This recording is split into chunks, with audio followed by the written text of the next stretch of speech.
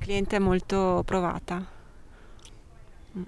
ha risposto alle domande del giudice, ovviamente nega qualsiasi responsabilità. Ha scelto di parlare davanti al giudice la docente di 52 anni rinchiusa nel carcere femminile della Giudecca con l'accusa di violenza sessuale su minori, pornografia minorile, detenzione e accesso a materiale pornografico.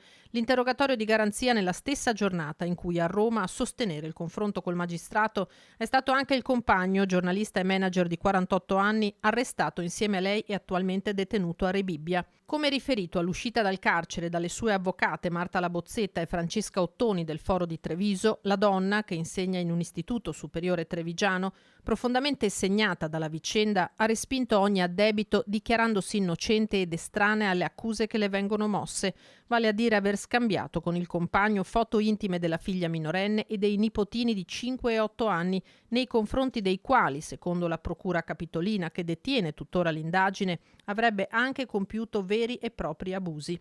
Per Labozzetta e Ottoni gli elementi per difendersi ci sono, ma occorre ora procedere un passo alla volta.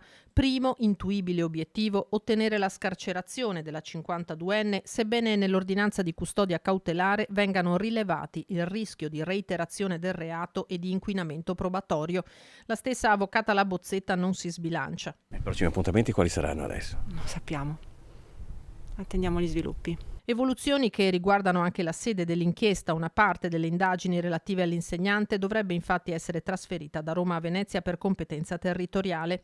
A Roma il compagno, comparso davanti al GIP, si è avvalso della facoltà di non rispondere. Più complessa la sua posizione, essendo risultato in contatto con gruppi Telegram di scambio di materiale pedopornografico di cui fanno parte anche soggetti stranieri.